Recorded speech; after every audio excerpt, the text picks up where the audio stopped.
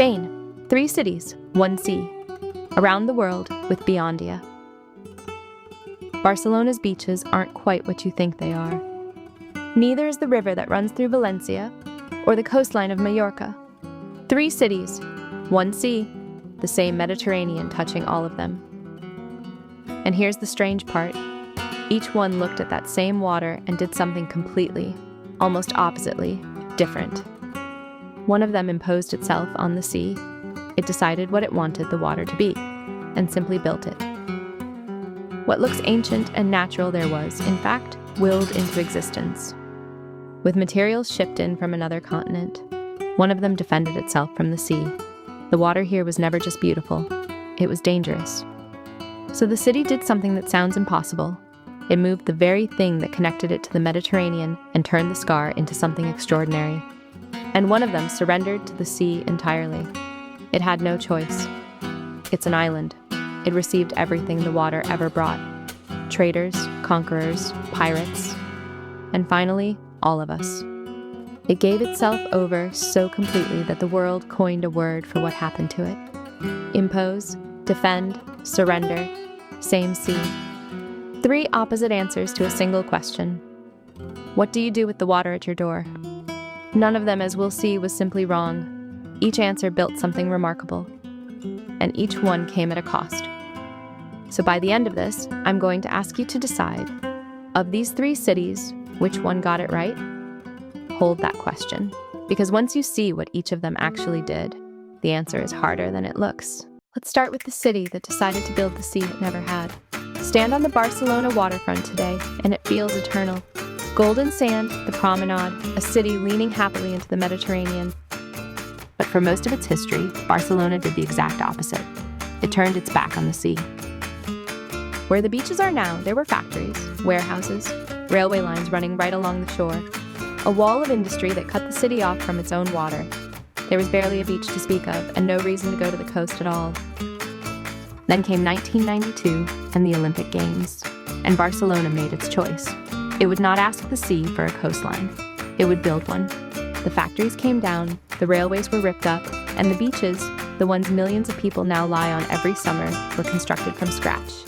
And here's the detail that still stops me. Much of the sand wasn't even local. It was shipped in, some of it from as far away as Egypt, to make a shoreline the city had never naturally possessed. That's what imposing looks like. Barcelona didn't inherit its relationship with the sea. It manufactured one. Willed a coast into being where there had only been industry. One of the boldest acts of urban imagination in modern Europe. A city that, after centuries of looking away, decided exactly what it wanted the water to be, and built it. 150 miles down the coast, Valencia faced the opposite problem. Here, the danger didn't come from the sea. It came rushing toward it, straight through the heart of the city. For 1,000 years, the river Turia ran right through Valencia on its way to the Mediterranean. Beautiful, until it wasn't. On the 14th of October, 1957, after days of rain, the Turia burst its banks. Water tore through the streets. By some measures, 3/4 of the city went under. Dozens of people died.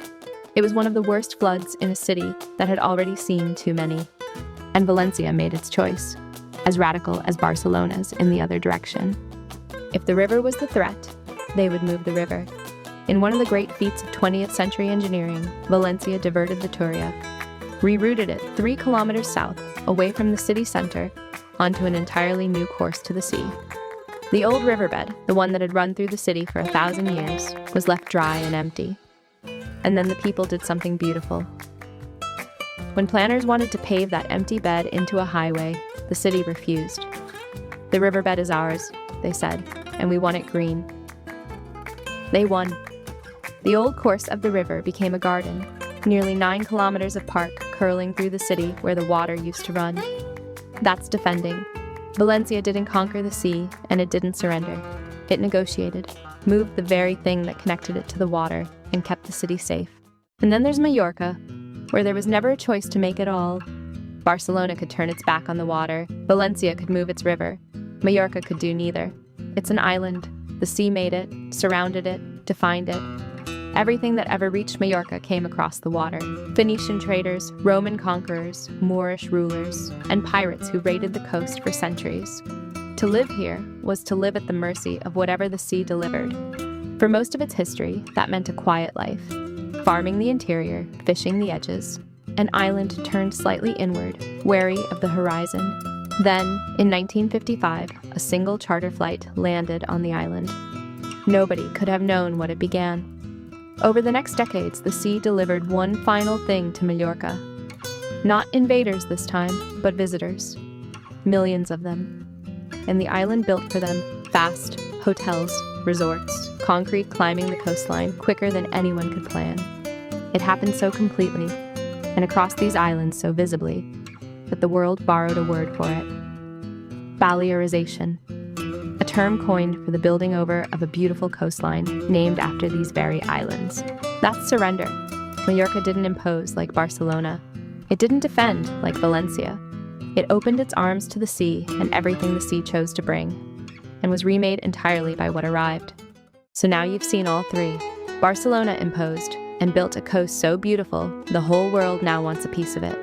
Valencia defended and turned its back on its own river to keep the city alive. Mallorca surrendered and gave itself so completely to what the sea brought that it became the warning the world named. Three cities on the same coast who could not have chosen more differently. And here's what's been quietly bothering me the whole way. None of them was wrong. Barcelona's invented beaches are loved by millions. Valencia's moved river became one of Europe's great parks and a working flood defense decades later. Mallorca's openness made it one of the most visited places on Earth. But every answer carried its cost. The bolder the relationship with the sea, the higher the bill. And all three are still paying it. Barcelona's built beaches are exactly that, built, and the sea keeps taking them back. Every few years, the sand has to be replaced, trucked, and pumped in again, because a coast you imposed is a coast you have to keep imposing forever. Valencia got its garden and its safety.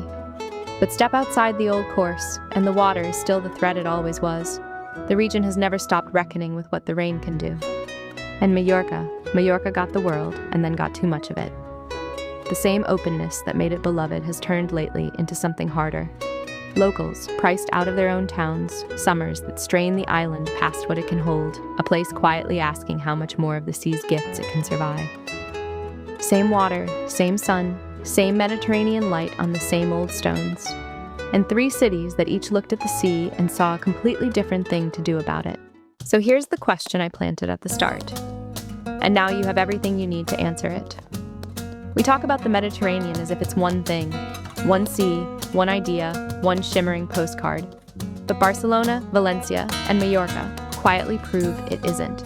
The same water can be something you build toward, something you run from, or something that makes you who you are, for better and for worse.